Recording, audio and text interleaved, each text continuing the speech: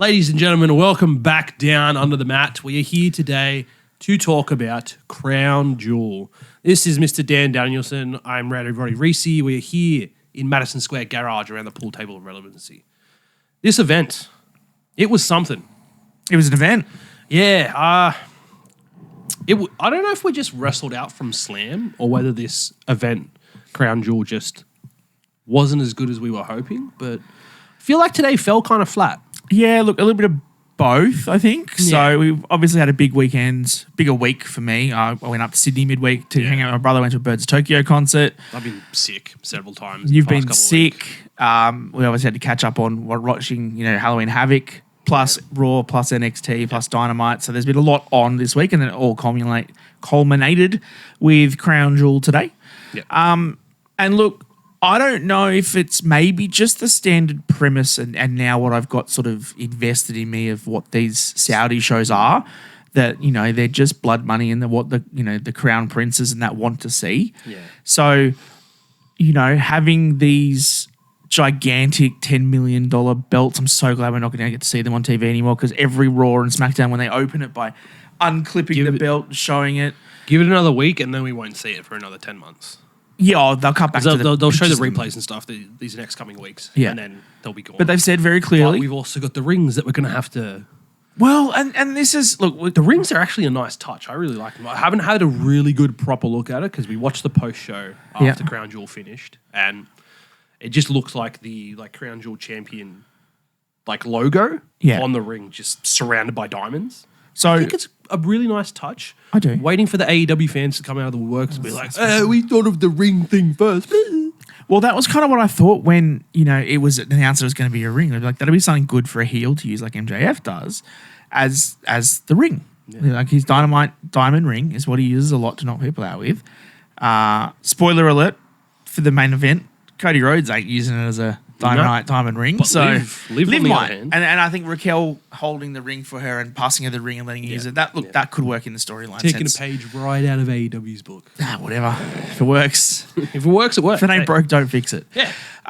Good concept. But yeah, I think in general, the Saudi shows, obviously the other parts to why the Saudi show and this kind of pay-per-view feels weird to me is the way that it was set up on Raw and SmackDown.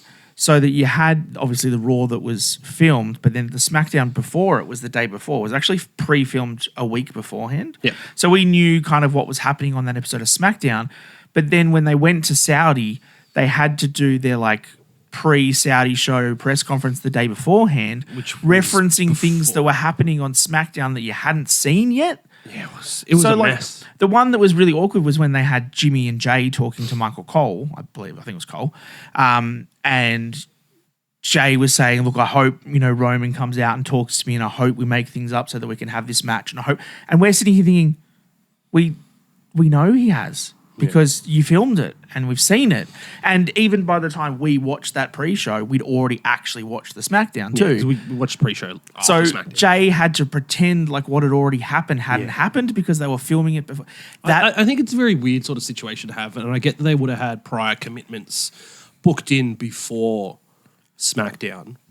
So that's why they did the taping before they went over to Saudi, because they had these commitments. And they didn't want to film SmackDown in Saudi. Yeah, but that's the thing. I believe it was King, Queen of the Ring last time they were in Saudi. They did the SmackDown beforehand in Saudi. We've now got Raw this week in Saudi, which is really interesting. So I don't understand why they don't just try and do it as the SmackDown, the PLE, and then Raw in Saudi. So you're all there. You can do all the filming at the same time. You don't have to do tapings. You don't have to, especially with this Bloodline angle. Yeah. That being a taped show and that segment of them all getting in the ring, popping up the ones, Roman yeeting. To have that ruined the day of SmackDown a week previous ago. week, when it was filmed. But that took a bit of steam out of it. But that also took the steam out of Raw. Because when you've got Jimmy and Jay then confronting each other on Raw, we know SmackDown where they've got to talk to Roman and try to get him on that, but we already know it's happening. And look, that's our own fault. We follow the internet. We read the dirt sheets and the rumors and stuff. So it's kind of on us for that. I think but still with the Bloodline stuff, the emphasis was more so on Sami Zayn. Yes. And that interaction backstage, and then that shot towards the end of the show where Sammy's talking to Solo, and the Usos are watching, and they don't know that they're watching. He's not family. And look, this will tie into the match, so we can talk about the start of Crown Jewel here. The first match was the Bloodline against the Roman and the Usos. Interesting point, I think, that was made was obviously the way that the Bloodline, or the new Bloodline, came out, all aligned, all together, all with Solo's music. I love you, Solo, the whole time. I love you, Solo! I love Jacob. It's so good. So entertaining. But like they were all one unit. And I think they made Cole and Corey Graves made a very big point that they are a unit and they are together. Yeah. Whereas on the same page. You saw when Roman came out, Jimmy came with him under the OTC music. Yeah, under Roman's music. And then Jay came out separately, mainly so that the whole crowd could yeet the entire time. Yeet. Just me, Oos. Day one, it's just me. How long? Like, I hate Jey Uso sometimes. But he got stuck in the crowd. Man, it's so catchy. It gets you.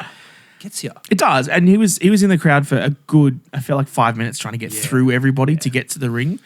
But again, that kind of showed the separation, right? That they're separate and it's two different things. But like that's what Jay wanted coming in, as we found out on that taped episode of SmackDown. Jay was like, if we're going to do this, we're equals. We're equals. Yep. We do this together, but we are equals. And that sort of came into play at the start of the match as well, when the whole crowd started chanting, we want Roman, and Jay's like, oh, yeah. Looks at him, backs away, and then doesn't like reach out for Jimmy to tag him, just slaps Jimmy to tag him in, gets off. Because Roman did the tag, and Jay was like, no, thanks. No. Hard pass. I mean, that was obviously good storytelling in it. I wouldn't say there's any spectacular spots in this. I did comment again that I'm sort of sick of the Usos' style of just super kicks and punches. Yeah, and like that's the thing. Like you compare the opening bout to the last match of the night. The opening bout was a lot of strikes, a lot of hits, whereas Cody versus Gunther, it was a very mat-based, sequential sort of match. And with that Bloodline match, I think while you mentioned there's no like really like pivotal spots in that, I feel like Jacob Fatu is entertaining as shit with his constant Solo, we love you. I love you, Solo. And him just on the apron the whole time. Just like this all the time. Love it. Absolutely love it. And then the part I thought was hilarious. Tama Tonga, like doing this little crazy thing. But then the whole crowd doing it along with him. That was fun. Loved it. Absolutely loved it. Towards the end of the match, we had what we coined as a pointless ref bump, because the ref got hit and then nothing happened where anyone would get disqualified or anything. And then it went directly into the finish of the match. Solo hit the spike on Roman and then they got the pin. New Bloodline wins. Yeah, because as soon as, look, you even called it. You're like, ref bump. Oh, here we go. Here comes the Bloodline. Here we go, because this is... It's the formula. Yeah, exactly. There you go. It's formulaic with these Bloodline matches. Something like that happens, and then you're like, right, who's getting involved? Who's interfering? Who's debuting? What's going to happen? And we got swerved. Yeah, nothing happened. We got swerved. I agree with the finish. But like I said to you at the start, the Bloodline had to win this, because if Roman and the Usos win, why were they going to War Games? Why would they have a Survivor Series match if they'd already won? Yeah. So the Bloodline had to win. Solo had to be dominant. I do like that it was Solo pinning Roman. Yep. Right? Yep. They said on the post-match, I think Big E said that there's only a few people that have pinned Roman in the last couple of years. Cody Rhodes. Jay. Solo. He forgot to mention Jay in the tag match. But I mean, if you're saying one-on-one, it's Cody and Solo. Well, this wasn't one-on-one. This is also a tag match. Yeah, Cody. Yeah, so it's Cody one-on-one and then Jay and Solo now. Yeah. It's the right storytelling. It's the right thing to do. Obviously, the post-match swerve was they were all beating up on everybody. Jay's in the corner with a chair around his neck. Yep. Sammy's music hits. Now, we were discussing just before Sammy's music hit that the story that we've gotten so far, it didn't make sense for Sammy to come out. But when you think about it, he came out because Jay was about to get taken out like Jimmy was. Yes. He was about to get squashed in the corner with a chair around his neck. So Sammy came out to protect Jay. He can probably play off like he didn't care about the fact that Roman and Jimmy were there. He was protecting Jay. And my point to you and why I thought I didn't like this, was that we saw, like you said, the end of Raw was Sammy at the car talking with Solo. Yeah. We don't know what they said. Nope. At no point have they told us on SmackDown or on any of the Crown Jewel pre-shows or anything like that, what actually happened. And I think we can speculate pretty clearly that Sammy was probably talking to Solo and just saying, hey, Squash your beef with do your Roman and family Jimmy. stuff, do what you want, leave Jay out of it. Yeah. Right? Jay's better without you. He's better without the family. He came over here. He was an IC title. He was great for everything else. Leave Jay alone. Yeah. I also think we that... don't know that's what was said. And I feel like that's also another detriment to have that SmackDown beforehand taped, because if it wasn't taped, you could have had the opportunity to expand on that on SmackDown. Correct. But then you couldn't, because no one knew what Sammy was talking to Solo, and then you would have ruined Raw on the SmackDown beforehand. Yeah, it's a whole mess. I agree. It was a mess, unfortunately. But yeah. When he came out, I was hoping for a Sammy heel turn. I was like, please just crush Jay's head. There was just that vibe. It was. Just that vibe. He goes to hug Solo. Explode a suplex. Starts getting beat down by the rest of the bloodline. Conveniently, the OG bloodline all gets straight up straight away then. Yeah. Oh, of course. Timed perfectly. Of course. And then you've got the spot where Solo's in the middle, all four of them ready to get him. And Roman and Sammy go for Solo at the same time. Yep. And then Sammy just boots Roman because Solo ducks out of the way. And he cops a haluva kick square in the middle of the ring. Here's the thing. We had it at SummerSlam during the Gunther and Damian Priest match where the pinfall happened, right? Gunther's leg got on the rope, and then Damian Priest looked at the Titantron. So, if Roman is as smart as Damian Priest, right? If Roman is as smart as Damian Priest, he will watch the footage and be like, okay, it was an accident. Let's not have a go at Sammy at all. That's not Roman. That's not going to happen. That's not Roman. So, I'm sure, I don't think we'll get it on Raw, but SmackDown next week, I think we're going to get some sort of confrontation perhaps between Roman and Sammy. Yeah, and look, I think eventually they'll squash the beef and it's going to be Sammy with the Usos and Roman against Because we've got, Solo. 4 weeks. 4 weeks until War Games now. So, start mending that bridge. I'm just most excited for when the final return comes before... Of the final boss? No, of Paul Heyman. Yeah. I want the Wiseman back to sort all this shit out. Yeah. Like if Heyman comes back... I've seen some theories online that people want Paul to come back with Brock and Brock to side with Roman. No. Pipe dreams, man. I don't Pipe think... dreams and fan service to yourself. Until this Bloodline story is finished. For Newt, absolutely done. The Bloodline is now finished. We're moving on with our lives. It's done. Heyman is not doing anything else. Heyman is seeing this story right to the end. He's writing most of the angles in the story. Yeah, he is. Yeah. So. But that was the first match, more based around the storyline than the match itself. But 16 and a half minutes, like we said, Solo hitting Roman was probably the right call, right? Yeah. Moving on now to the 4-way women's tag title match. Yep. Which was 12 minutes on the dot. And very well paced. The point that you were making to us in the within the lounge while we were watching this, obviously Saudi shows have been increasingly involving women more and more.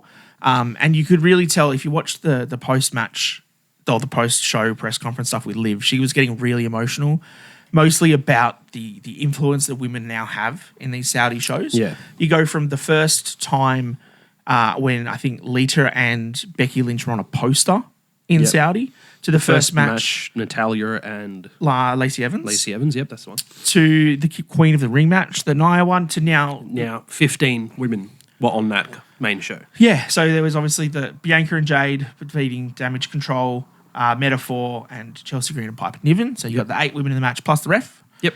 And then we saw there was Kathy and Jackie Redmond. And Jackie were there. And then we had Lya, Liv, Tiffy, and Raquel. Yes. Because there was no Jessica Carr, I noticed. Yeah, she wasn't on the show. So we initially tallied 16, expecting Jessica Carr to pop up at some point. But 15 women on a Saudi card, they're definitely making waves. And I got up earlier than Dan this morning and watched the pre-show, the countdown to Crown Jewel. Yep. And the Riyadh social media team had a sit-down interview with Paul Triple H Levesque. Oh, Papa H. Yep. He was interviewed by a woman, and Triple H made the point that every time they come back to Saudi, His Excellency, he's asking for more women's matches. They might put out a card, and he'll be like, I think we need more women on this card. So despite like all the hysterics and discourse around the Saudi culture over there. And they're definitely making leaps and bounds each time WWE comes back. And hopefully, we understand it's a religious thing, and I'm not a religious person, so I'm not going to comment on it. But it's nice to see this change in their culture on this sort of like worldwide platform. Yeah. No, and look, I think that is definitely a good point. But it kind of also goes to the opposite side of the coin, being that the Saudi blood money is the ones that choose the matches. Like you said, that the Crown Prince says, I want this. Yeah. Like the Crown Prince says, I want Randy Orton on my card. And so they're like, Okay. well, we've got to book Randy Orton in a match then, don't we? Yeah. I want Cody Rhodes to win. Okay. I guess we'll book Cody Rhodes to win a match then. Yeah. And that's kind of why I think that these pay-per-view events sometimes feel like offshoots. Yeah. Because they are obviously in canon with everything else, and they are relevant. But the fact that they've made a title purely for this event, so that I think now that WWE can not discredit, but get rid of their own title stories. Cody and whoever is versing for his title match, and Gunther who's going for the World Heavyweight, that doesn't matter on this show. This show's about something else. Yeah. And that kind of takes the point away that, like, if you're a casual-ish fan or you're someone who cares about the title races and all that sort of stuff, you could skip this show because it's not relevant to the titles. Absolutely. Doesn't matter. Nothing relevant. And so it's a bit more pandering to what the people in Saudi want. And I get it. It's a lot of money for WWE. I understand. And there is a big support over there. The fact that they've got this WWE experience building and everything over there, that you can travel and see these titles that are worth $10 million each or whatever they are. Crazy. 2,000 plus gems and on stuff in them. Yeah. Australian emeralds on it too, Yeah, Michael nice, Cole said. I get it, but I just don't like it. It just feels a bit dirty. Back to the women's tag match. I thought this was actually a really good match. Like 12 minutes, every team got their opportunity to shine. Yes. Every team got their opportunity to think, hey, they're going to take this. They're going to win the belts. Yep. So there was a lot of speculation. I know Dan going into it, he was expecting Damage Control to pick up the victory. I was expecting Chelsea Green to eat the pin. Yep. And she did because not. that tied in very nicely to your WrestleMania 41 predictions. It did. Another video out on our YouTube. Go check it out. But I confidently said, nah, Jade and Bianca are retaining. They lost in a multi-women match the first time during their first title reign. They weren't going to have it happen again. And that was right. And I mean, look, I think this match sort of sowed some seeds for Lash Legend and Jade. I'm pumped for that whenever we get around to it. Or Lash and Sign me even up. Bianca. Bianca, again, is the workhorse in that women's division. We've said this before. She's so versatile in everything she does. She makes everybody look good. Chelsea is probably one of the best sellers in the women's division. She's such a great character. And Piper, the way that when they set up that spot towards the finish where Chelsea went up, Chelsea was there and Piper was going to do the spot on her, and Jade switched Chelsea out, so Piper landed on Chelsea, and the way that Chelsea sold it, like, oh my God, you got me. Just very well done. Damage Control was great. All of the different flips from the top and things, and the insane elbow from Kyrie from the top rope to the outside, and then Chelsea going from inside. No, I bet not on the top rope. Then go down a rope. I'll try it again. Oh no, I can't do it. I'll go down again. In the apron. No, I'll just jump on. I'll just fall. There was some really, really fun spots in this match. I think that's what it was. It was a spots match, and again, the champions retained. It was a nothing result in terms of the titles. It was just an exhibition of his 8 women who all know how to wrestle really well, and they'll put on 10 minutes for you, and away you go. Yeah, yeah. I saw a post from Steph DeLanda, who's currently recovering from neck surgery, TNA superstar. She put massive props to Chelsea Green. She said, if you want to know how to get over, sit down with a pen and a paper and a piece of paper. Yep. There were some expletives in there. And take notes on how Chelsea Green works. Absolutely. Yep. We've been speaking about it for months, maybe even like years at this point now. With her WWE run, she knows how to get the crowd engaged, how to get them on her side and backing her, and also how to get the crowd against her when she needs to. For sure. Absolute workhorse. Love it. Yep. Yep. Next match, Seth freaking Rollins, Bronson Reed. Big Bronson. Bronson Reed. I think good way to start this match, because there's still a lot of animosity between these two. The brawl, getting in the ring, Bronson hitting a tsunami very early, not going for the cover, but then going for a second one. Seth rolls out of the way and then hits a stomp on Bronson. I thought they if gave us the fake out of that like really quick squash match, which I wouldn't have been mad about, but I'm very happy that it didn't happen. We wouldn't have been mad about it if it was Bronson squashing Seth. Exactly. The other way around, I mean, I would have been mad. Technically, Seth kind of squashed Bronson anyway because he won. He did, but, Bronson took a lot. He took a stomp on the outside, on the stairs. In the ring. And then one off the top rope. One off the top rope, a super stomp.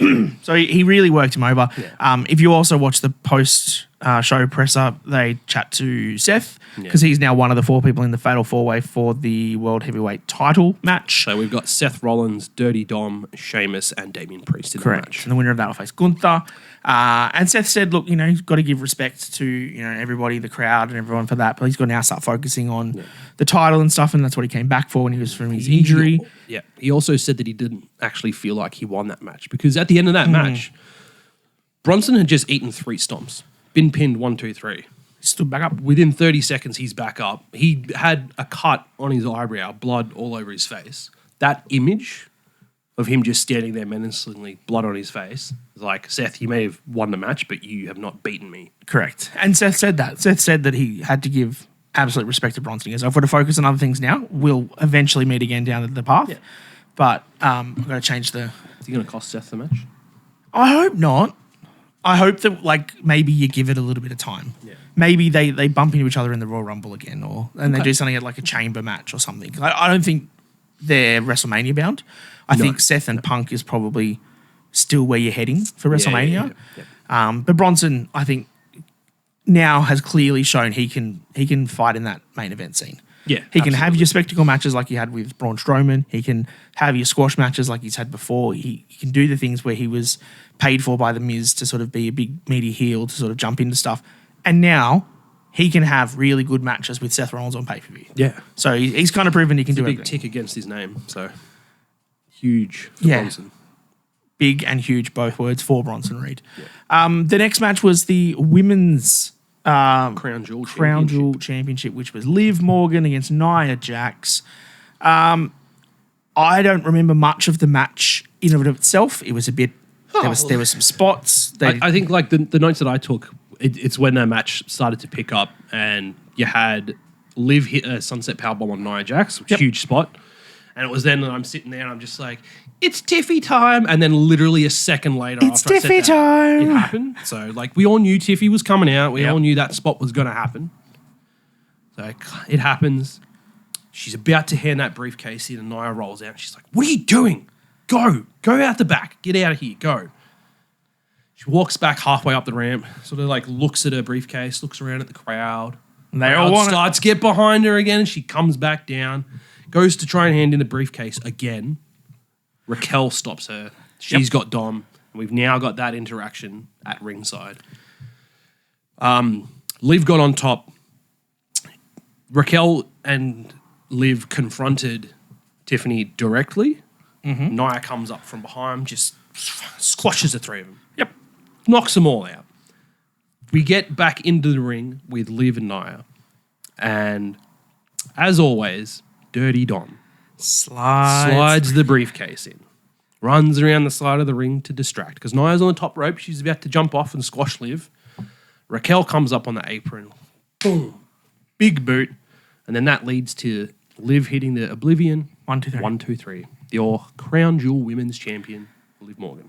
And look, I don't know if this was the right decision. I think I'm happy with the way they'll sell this story and they'll tell the story with, like we said, the heel, Liv getting the ring and probably using it and being a bit cheeky with it and stuff. But the way that they then portrayed her for the rest of the night with when, spoiler alert, Cody Rhodes wins, they were both it was the faces of the company essentially. And I feel like kind of a weird situation because even having Nia in that position, it just feels weird. Yeah. Because you had 2 heels in the match, which we don't get heel versus heel matches very often in the WWE product.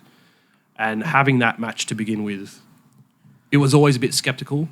I think they managed to pull it off with the story they were building towards the match. Because it was all around Tiffy. In the match. Yeah. All around Tiffy, all around Liv having Raquel and Dom as well as backup. Yep. And then Is she going to cash in on one, on both, on Nia? Like, and I think the other thing, there's that speculation there. The other thing too with this storyline now is obviously we found in the last week that Rhea Ripley's got a fractured orbital bone. Yeah, there was the thing at NXT where Raquel and Liv hit her with a baseball bat to injure her and take her out. That's a legit injury, so Rhea's probably going to be off TV for a while. Yeah, you probably want your Raw champion to look stronger, and that's whilst exactly Rhea's why not there. I think once we clicked onto that and the fact that did some research and orbital bone fractures, there was no distinct time frame I was able to find on how long they take to heal, because it all just depends on your body, how it heals in general, and then what sort of activities you do in general. Like as a professional wrestler, that's very strenuous activity, and that's a very high risk sort of activity to re-injure or worsen an injury. And it's not like a shoulder or something where, like, if I take a suplex or a bump wrong, it's going to hurt. Yeah. Like an orbital, like a facial fracture, like you sneeze and you could pop it out. Yeah. Like it's ridiculous. Yeah. So Rhea's probably off for a little bit. I'd say like maybe the rest of the year, just to be maybe safe. the Rumble she's back. Yeah. I think like if you are WWE and you obviously she's currently WWE's highest paid female. Yep. If you want to put your stock in her, you give her more time to heal. You wait for the Rumble, which is at the start of February. So she's got the rest of November off, December, maybe comes back for a couple of like vignettes or something during January in the lead up to, but nothing physical until Rumble. And I think the other thing too, if you watch the post stuff with Liv, like we were talking about beforehand, she made a very interesting statement about, I think Jackie was saying how she's done so much in the women's thing with all the things, and she was getting quite emotional about stuff, but she said that, she wrestled Rhea and she beat her, she's wrestled Ronda and beaten her, and she said, I retired Becky Lynch. So we assume planting the seeds for a Becky return sometime before WrestleMania. Well, what happened last time Rhea got injured, unfortunately? They made a quick call to Becky, hey, come fix it. But yeah, I think there's definitely unfinished business with Rhea and Liv. So that story's not done. Depending how much time Rhea's got off, I think for me, this feud is getting very stale. I've seen rumors that people think it's going to be a Team Rhea versus Team Liv War Games match, but that's off the cards now with Rhea being injured, thank God. I feel like this is going to be able to give this feud a bit of a breather, because for me, it's getting stale. I'm done with it. I'm over with it. So kicking that back off in WrestleMania season, I'm fine for that. It's going to be rejuvenated. You're going to have that WrestleMania season feeling in the air, which always gets people more interested in stories. Yep. Because it's WrestleMania season. So, speaking of stories that I'm not overly interested in, LA Knight won again. Yeah. It was a decent match. It was fine. I don't really have much from that match. I don't know whether it was just the fact that I was starting to teeter off towards the end of the show. A little bit. There was a good second rope Spanish fly. Yeah, from Andrade and Melo. Those two are just so good in the ring together. And like I was thinking this before that we even watched the match. I was like, Carmelo and Andrade are so good. Is LA Knight really going to work in the ring with them well enough to have a good match? Because when they have that spot, and like, I mean, I've definitely shit on LA Knight for this spot several times, where someone's on the top rope and he runs up, jumps, and then flips them. He botched it again this time, and he even mentioned it in the post that he sort of his foot slipped and he fell down. He recovered okay, but again, you had Andrade and you had Carmelo up on the top rope, probably for a superplex spot. And LA was supposed to jump up, grab Andrade, German him off, and that was the tower spot. But he slipped. So to answer your question, is he going to work well with what Andrade and Melo do? Probably not. No. I think he kind of oversold the finish. Oh, look, that was a sick finish though. I hate the BFT. I think it looks terrible 9 times out of 10. What was the lead up to that? Like, what were Melo and Andrade doing? So they went off the ropes and he kind of caught him, and I think he caught him for a DDT or a cutter. But as he went to do it, LA Knight grabbed him for the BFT, so he went down instead. Yeah. So he hit the BFT on Melo, and Melo did like a DDT type thing. Yeah. Loved the spot. It looked great. It looked great, and I will give 1,000 credits to Carmelo.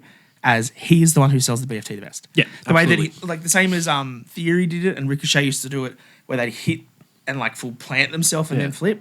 Like even the way they sell RKOs is phenomenal. So that was good. The one spot I liked from this was early in the match when they were trying to tease all their finishes, and LA went for the BFT on him and he hand Miller sprint was out just of it. like, no, Love not doing that. Great Why don't spot. people do that more often? Whoops.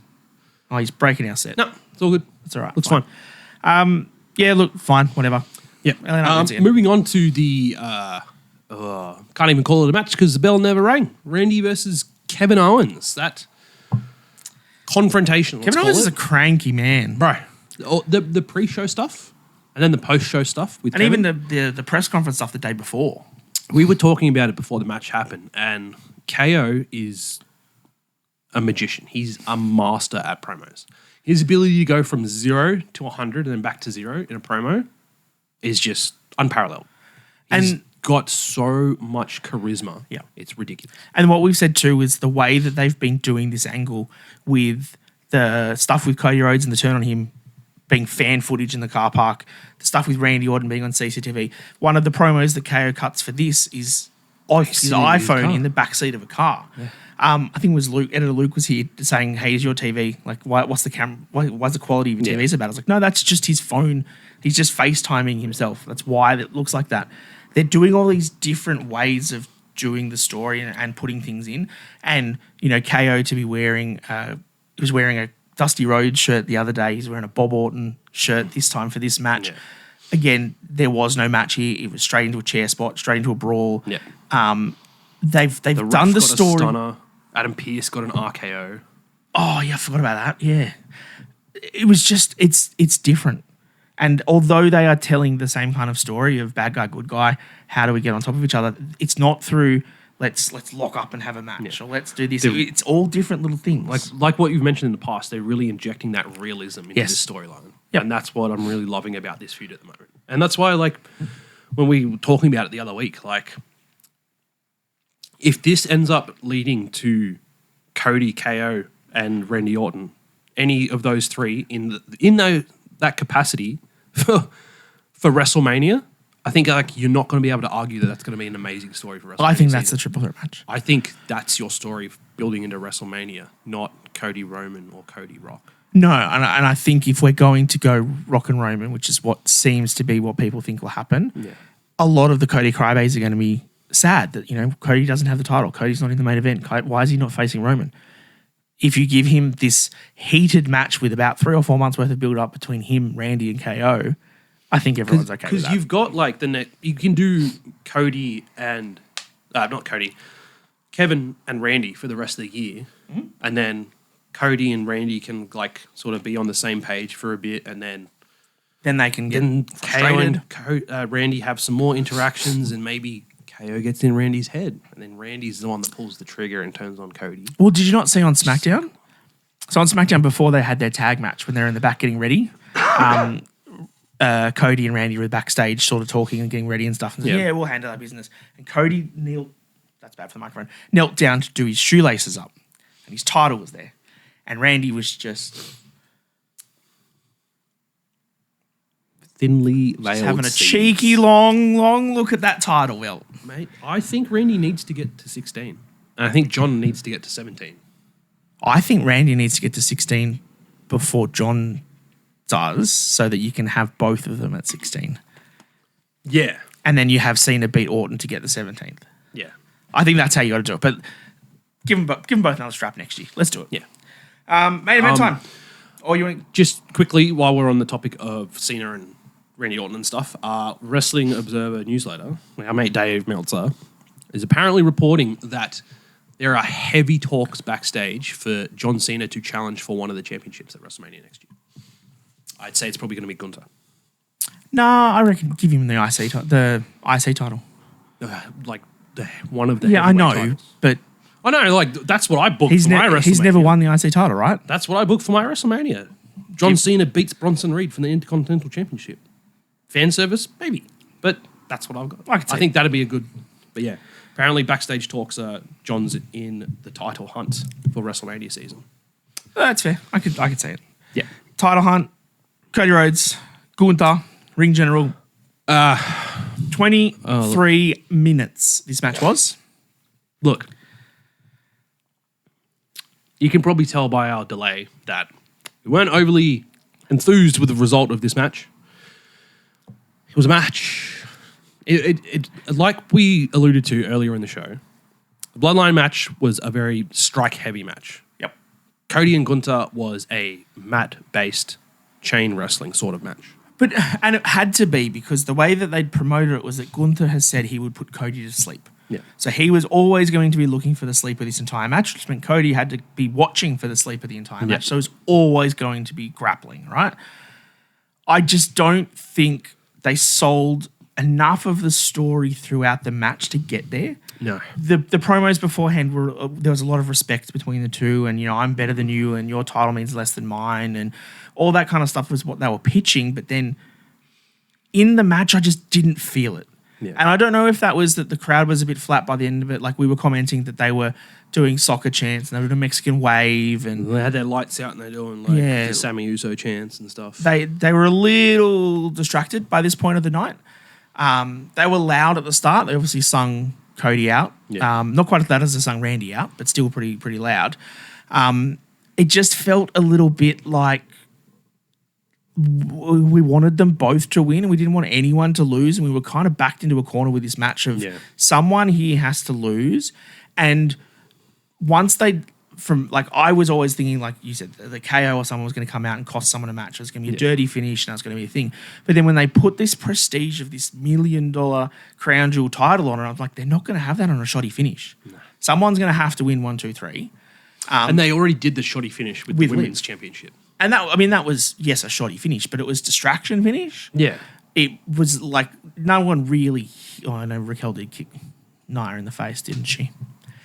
Okay. I felt like I was backed into the corner with this match. I didn't want either of them really to lose. I don't think any of them should have. And like, especially with it being Gunther to cop the pinfall. And to cop a clean pinfall too from a goddamn roll-up. Not to mention just like any roll-up. A roll-up that was a sleeper hold reversal, but didn't have enough momentum to actually do the reversal to start with, and then I had to get some extra from Gunther. I just like... Look, there was some nice spots. It took the steam out of me, man. There was some nice spots. There was the disaster kick that Gunther caught, put him straight into a Boston Crab. Obviously, the power bomb spot where he got him and just power bombed him. I can't even remember what it was from. Did he catch him off a Cody cutter? Oh no, that was the finish where he caught him off the Cody cutter into the sleeper. We got Gunther kicking out of one crossroads and then another second one later, and we thought the third one's going to come and that's how Cody's going to win, not by this stupid roll-up. Gunther, that one of those slaps on Cody's chest, the one that just like the sweat, and then you just saw the red mark on his neck. In general, look, I'd say I was disappointed by this match because I think that individually both Gunther and Cody are better than this match deserves. Oh, yeah. So going into it, I thought we expected a lot more. It was like Cody got a 5-star match early this year with AJ Styles. There's no reason why he couldn't have another 5-star match with Gunther. And I'm pretty sure I called it a couple of weeks back. I thought, yep, this is going to be a great match. It's going to be 5 stars for sure. No, I just felt short. Just didn't live up to hype. Yep. Maybe I overhyped it. Maybe that's my own fault. I think possibly a little bit of our own fault. Yeah. But, I mean, any match like this, especially if being a title match that finishes with a roll-up, makes you feel a bit always shallow and hollow at the end of the match because, like you said, the way that he'd been working, and I know there was one point where he had Cody in the sleeper and he was almost out in the one arm. I'm still there. I'm hanging on. I don't think there was enough trepidation in Cody losing throughout this match. There was probably that powerbomb pinfall and then that sleeper where you're like, oh, maybe Gunther's got it. And then there was really no other points in the match where I was like, this is the finish. Yeah. Until that was the finish. Yeah, that's also the thing with Gunther because he can finish people. He's finished people with chops in the past. Sleeper holds, splash, power bombs. Yeah. Germans into power bombs. Like he's got so much versatility on how he can finish a match. Like it can at times feel like it comes out of the blue with Gunther. But like there was not really any points during this match where it was like, oh, this could be it. Oh, this could be it. Yeah. It was just that sleeper and then that was pretty much it. Because everything, the powerbomb stuff happened almost too early in the match for you to think it was a believable finish for Gunter. So, it's just... Oh, well. Look, I think in general, I think this match, this whole pay-per-view was a... I'm going to put it right in the middle. 2.75 out of 5. Yeah, look, right in the middle. 3 out of 5 would be its maximum you'd give it for it. It was fine. It set up the Bloodline stuff for War Games. We assumed that was the big angle. The women's stuff was nice to get them all on there and represented, but there really wasn't anything consequential that came out of it. I feel like the Randy KO stuff to me was probably my favourite part of the show. Yeah, and that's just delaying till Survivor. I feel like I'm pretty invested with how that story is now being played out. Yep. Just like how they're telling the story, how everything's happening, and then what is the future of that feud going to be. I'm really interested to see that.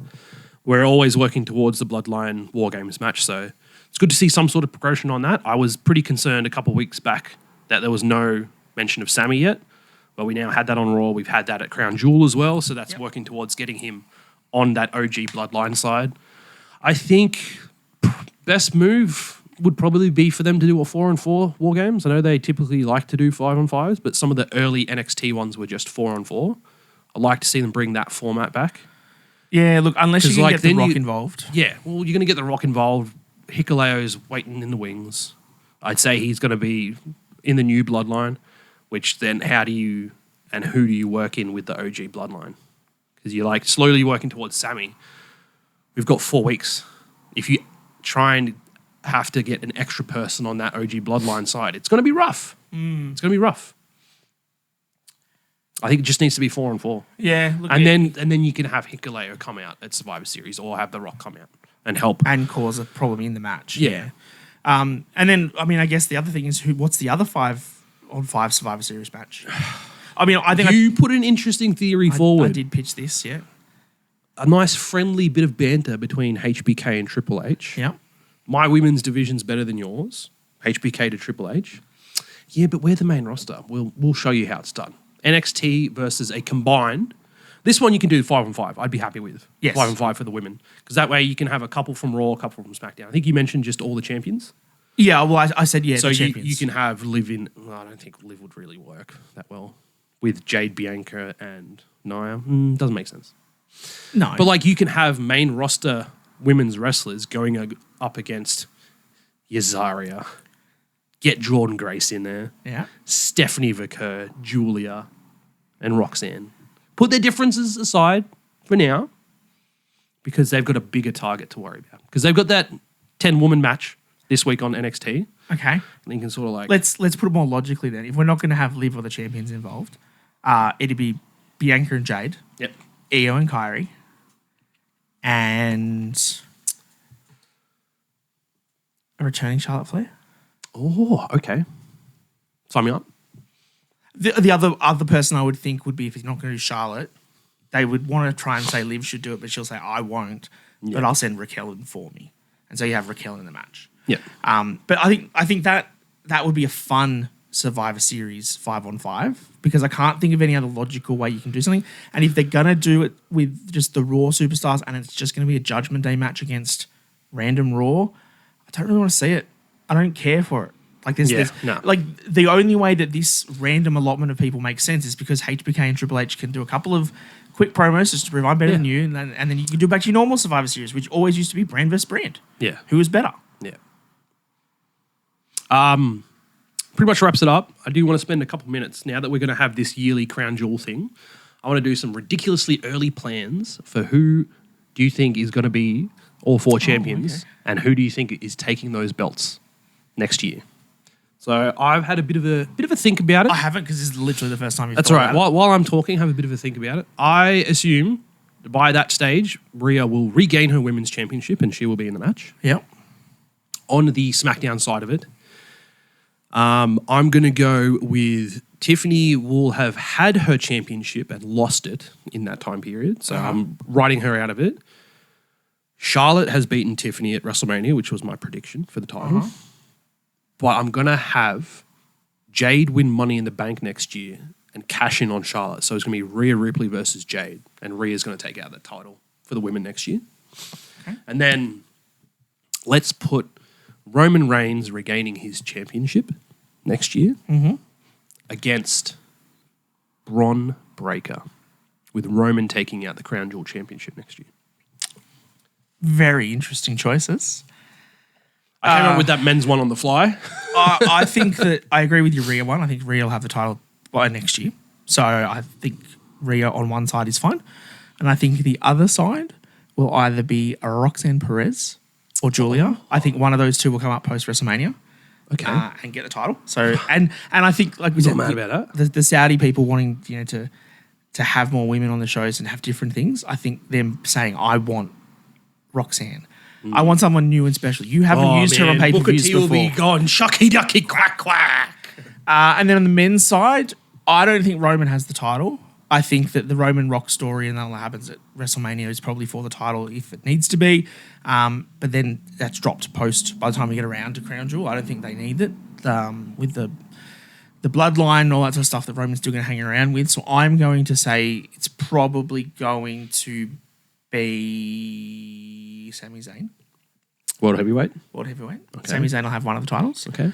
And Seth Rollins will have the other title. Because we will probably have a draft in between then. So. Yes.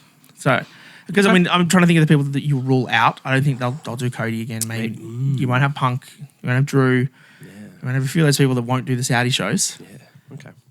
And as we saw today, Seth has been on 11 of the 12 Saudi shows. So, I reckon he's got a chance at having the title next year. You're right. Happy with that. Thanks for tuning in. This has been Down Under the Mat. We have been giving our thoughts on the Saudi Arabia Crown Jewel event for the Crown Jewel champions. Thanks for tuning in. Let us know what you thought below. Did you like who won those championships? Do you like the rings? I think they're pretty cool. Hopefully, Liv uses it as a bit of an angle to secure some victories. Keep going strong with her wins in the women's division at the moment. Yeah, let us know your thoughts on the pay-per-view. Thank you for having us, Dan. Thank you for tuning in. We're going to wrap it up there. Make sure you tune in next week. Down Under the Mat, we've got some special game shows coming out. Oh, we do. Tune in for them. Lots of fun. Keep an eye on the YouTubes. Like and subscribe. Like, subscribe, comment, follow, all of the above. Thanks for tuning in. Catch us next time. Peace.